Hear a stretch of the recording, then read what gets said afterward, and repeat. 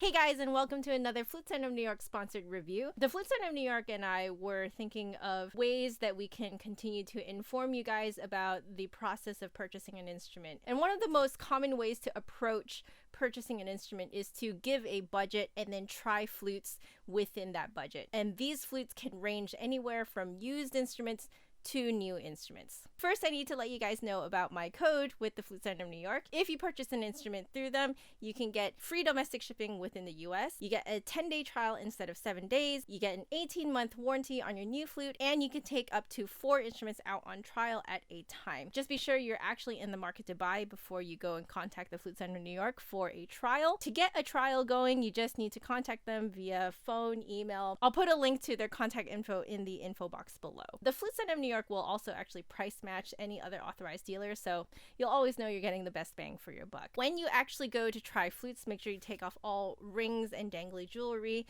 I took off my wedding ring. It is sitting on the desk next to me, so I don't damage these flutes that I am going to try out today. Never use the polishing cloth, the cleaning rod, or the cleaning gauze that comes with each new flute because they are not yours yet. With that said and done, let's open this box. Now, before I forget, I want to show you guys a quick little chart of how pricing really works. If you have factory made and it is silver plated, then it's going to be inexpensive. If it is factory made solid silver, then it's going to be about mid price. If you have handmade and silver plated, then it'll be mid price. And then if you have handmade and solid silver, then it'll be more expensive. The Flute Center of New York actually sent me an email detailing what all of these flutes are about, all their specs, and what was trending at the time that they were made. What was popular to have on a flute like 10, 20 years ago is not going to be really the same as what we have now. Let's see what we have. Ooh.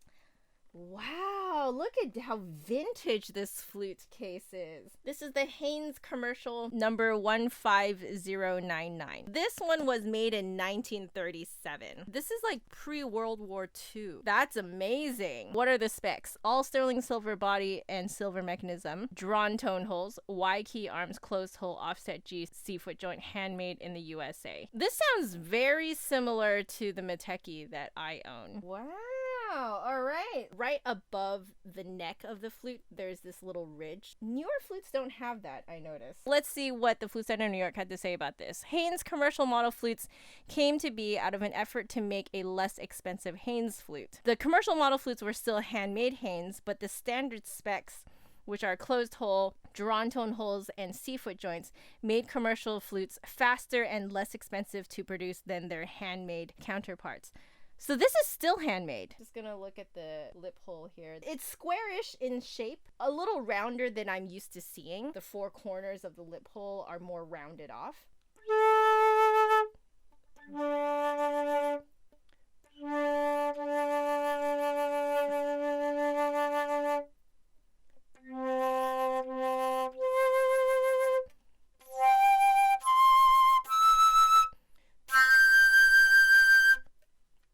Wow, it plays very nicely.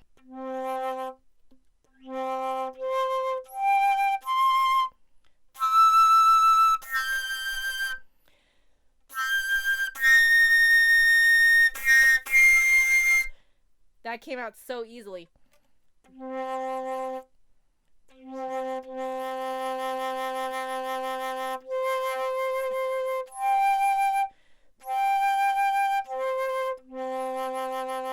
Wherever that one harmonic is that kind of breaks the pattern of how all the other harmonics feel, for that particular one, you need to just prop the back end of your Airstream up and then it'll just like magically make it better. I don't really know the science behind it or why that works, but I noticed that it works on every single flute, including this one from like 1937. This is the first flute I've ever tried where the lowest note, which is the fundamental, is the note that you kind of have to prop the back of your Airstream up on.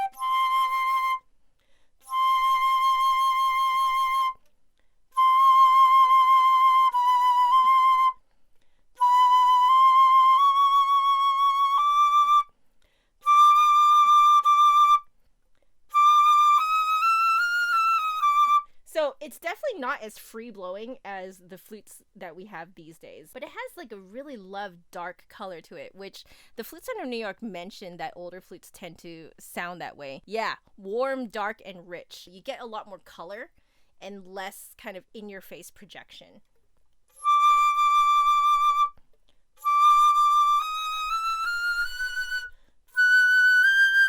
Like, they're a lot sweeter up in the high register than I'm used to. Like, I'm used to it feeling kind of like loud and powerful, whereas this is like sweet and dainty. Not that the high register is resistant per se. It doesn't want to be powerful.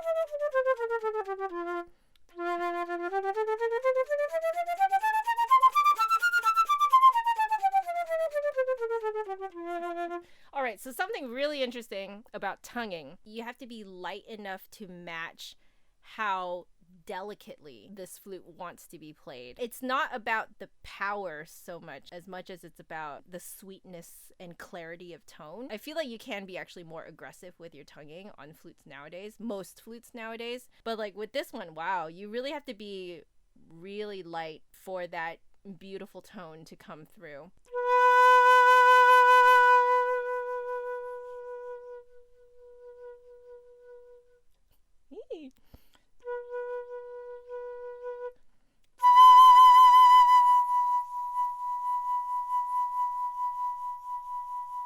Do you guys hear that? Oh my gosh, it holds a pianissimo so freaking well. It's a lot easier to do pianissimo on this flute than almost any other flute I've ever tried before. Like, wow, this holds it for you. I feel like this flute is really made to play more delicately and sweetly. So I wonder if maybe that was just kind of the sound people were going for in that era.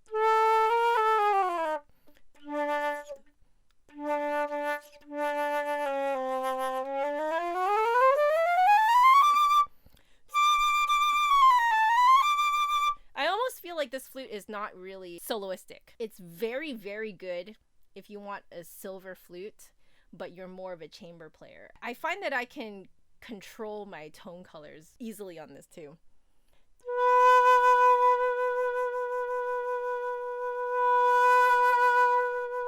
Holy.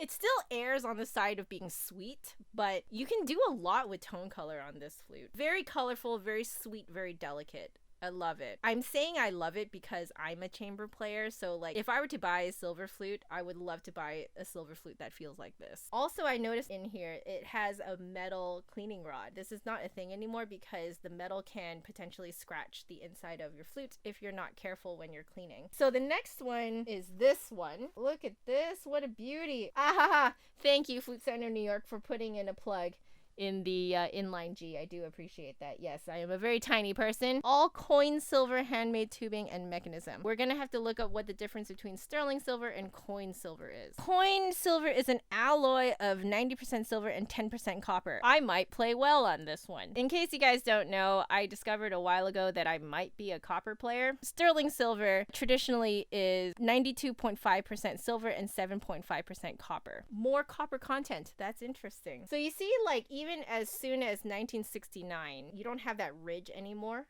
up on the head joint. It's just smooth. Let's read a little bit more about him. All coin silver handmade tubing and mechanism, soldered tone holes. French open hole, pointed key arms. Pointed key arms. Okay, that was a recognizable mark that it was handmade. Inline G, B foot joint, handmade in the USA, made in 1969. The golden age of Haynes spans the late 1950s through the early 1970s. So this is right at the end of that, basically, and is thought by many to be the era during which Haynes produced their most beautiful flutes. Oh. During that time, Louis Deveau was the president of Haynes. Inline G was much more popular than offset G and was a standard spec for a handmade flute.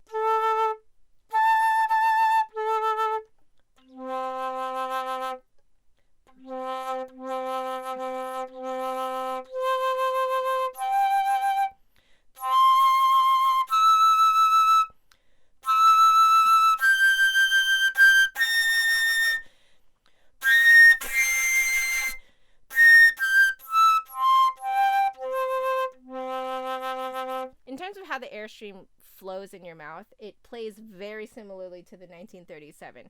However, I don't know if you guys can hear it, but I can definitely hear it and feel it. This is a lot more powerful and in your face than the 1937. Much more free blowing. I'm going to compare the head joints. The 1969 cut is sort of like it's a rectangle, whereas the 1937 is more square. That's really interesting. Okay.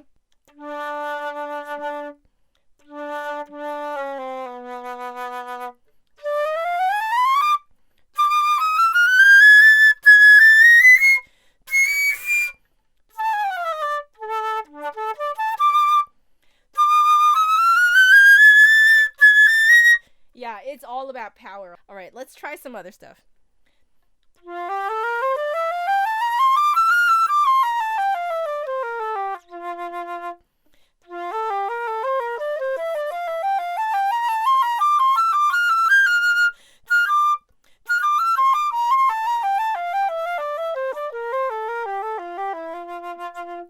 Ooh, yeah, the inline G is not for me. I hear that if you have longer fingers than me, or if you like play piano and stuff, I notice that those people like the inline G more.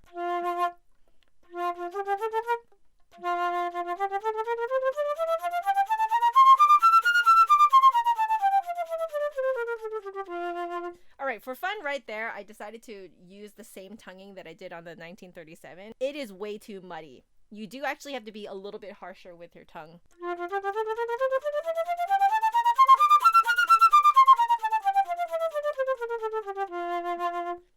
That's very interesting. Let's test those dynamics.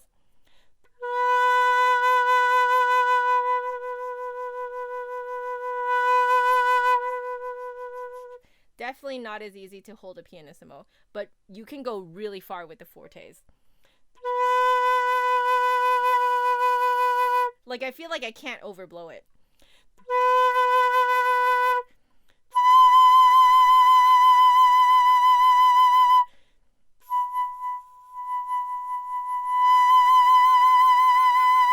You can't overblow this guy. That's amazing. Wow. The type of player that would work well with this would be someone who puts a lot of air into the flute and wants a really big, powerful sound. Because some people put a lot of air into the flute but don't want that huge sound. For those people, you would want a more resistant flute. I don't feel this guy is resistant. It can take a lot and it will project it all out for you. So let's test out some tone colors though.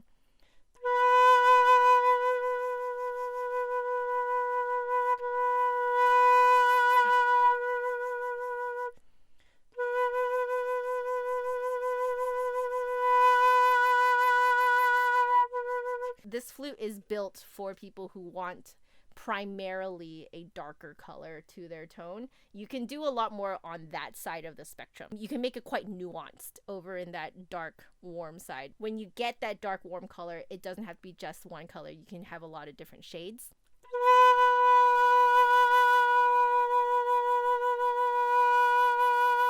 Yeah, you can really play with it. That's really cool. Yeah, I don't think I've really played with a flute that had that many little shades of color in the darker spectrum of tone colors.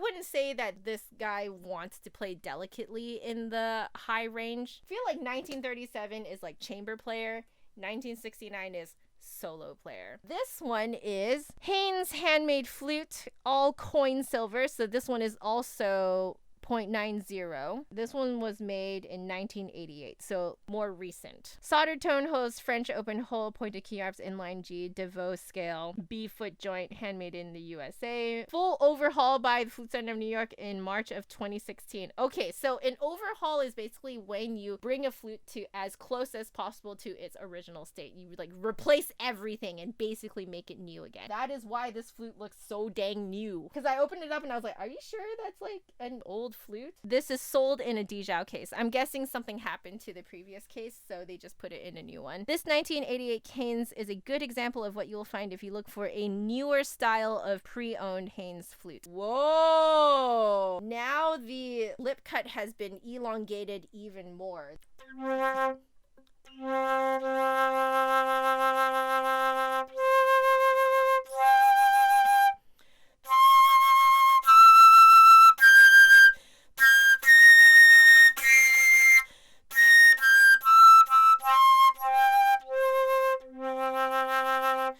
Okay, straight up, this is even more projecting than the 1969 one. It's like you're holding a microphone up to your flute. Wow, that's crazy powerful.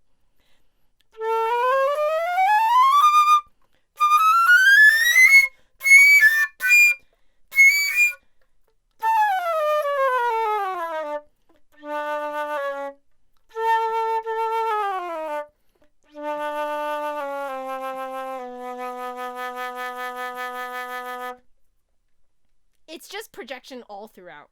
Whoa. Whoa, whoa, whoa, whoa. Okay, let's try a few more things.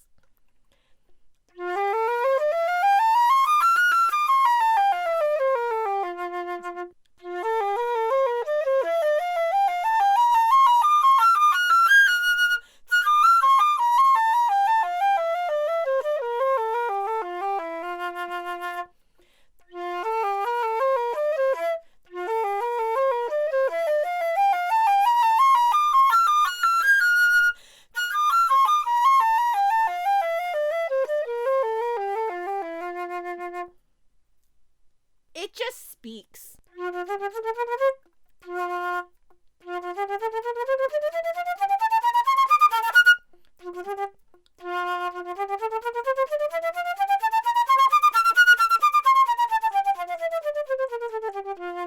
Again, because it's projecting so hard, I do feel like I have to, again, increase how hard I'm tonguing. We are talking powerhouse now, and with the flute that can play this powerfully, you kind of have to back it up with everything else. So literally everything is basically amped up. I'm going to try dynamics.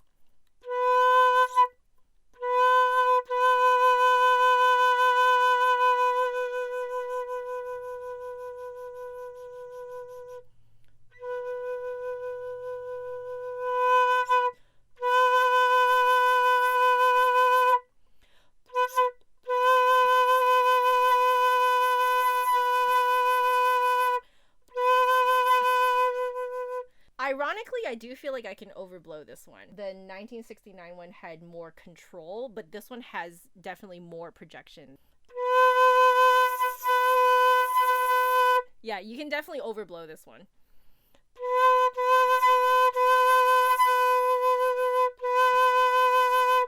There's a very certain sweet spot that it likes. It's not very flexible.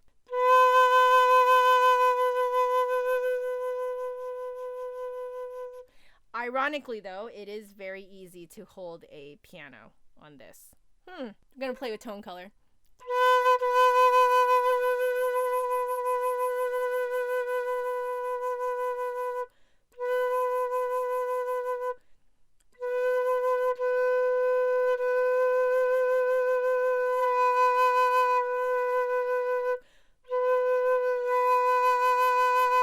Okay, so this definitely also tends toward the more dark sound. I feel like this gives me a bit more palette of colors to work with than this guy.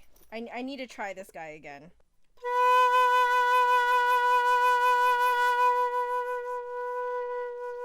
Yeah. The 1988 has a larger palette of colors in general, but the 1969, you can get more subtleties of color among the warmer end of the spectrum. Also, my hair is just coming right out of this.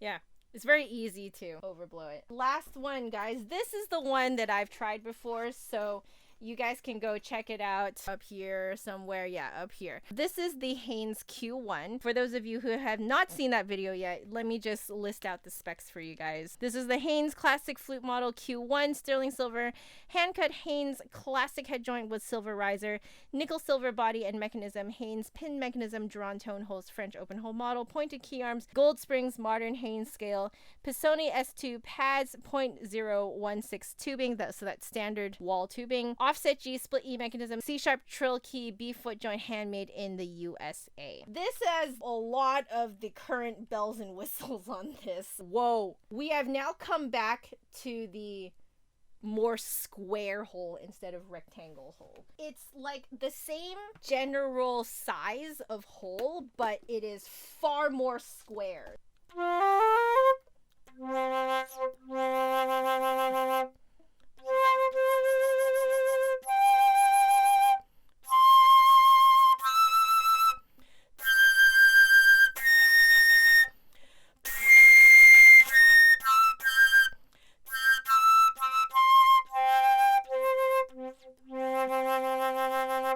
So essentially what we have here is we're returning actually to that more delicate, charming sound of the 1937, but with an edge.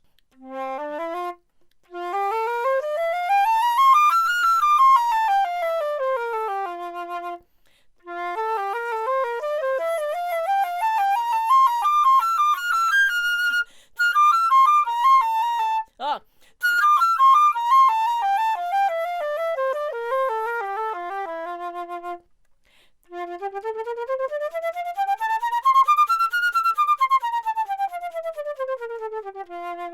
Yes, I even had to return back to the lighter tongue. You can actually tongue harder on the 1969 and the 1988 than this current one. I guess it has to do with the cut of the lip hole, eh?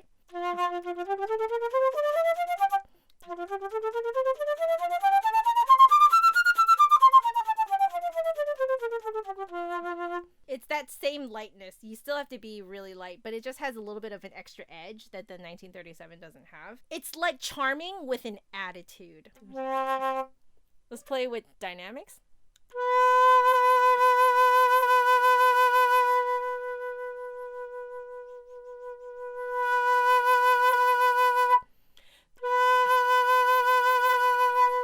Oh, you can overblow this one.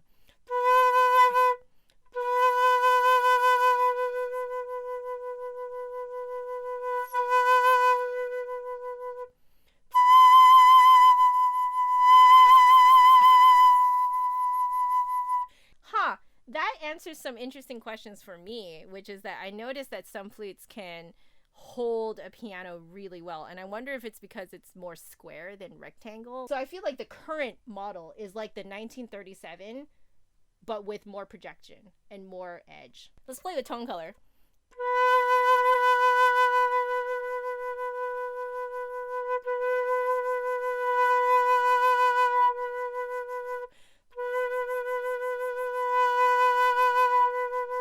Definitely easier to get that delicate sound out. It's very warm, but it's on the brighter edge of warm. Does that make sense? I hope that makes sense.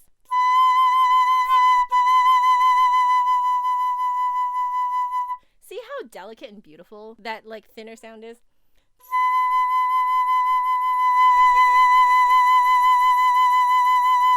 Everything has an edge. Whether or not you try to play more sweetly and delicately or warmer and darker, which causes the whole thing to sound a little brighter. So I think this is what the Flute Center of New York meant by the older flutes are warmer, richer, darker. I think it's more so that they don't have that kind of biting edge that current flutes, usually have. There we go, guys. This was really fun to make. We really want to make videos that are more along these types of videos, that they're not true reviews as much as they're just sort of walking you through the differences that you will find from generation to generation of flutes. So this time was Haynes in the $5,000 range. So let us know in the comments below what other brands that you want to hear us do, from, you know, their older flutes to their current flutes, and also what price range you guys are looking at. As usual, please follow the Flute Center of New York on their Facebook, Instagram, and Twitter. I will link all of that in the description below. That's it for today. I love you all very much, and I'll see you guys next week.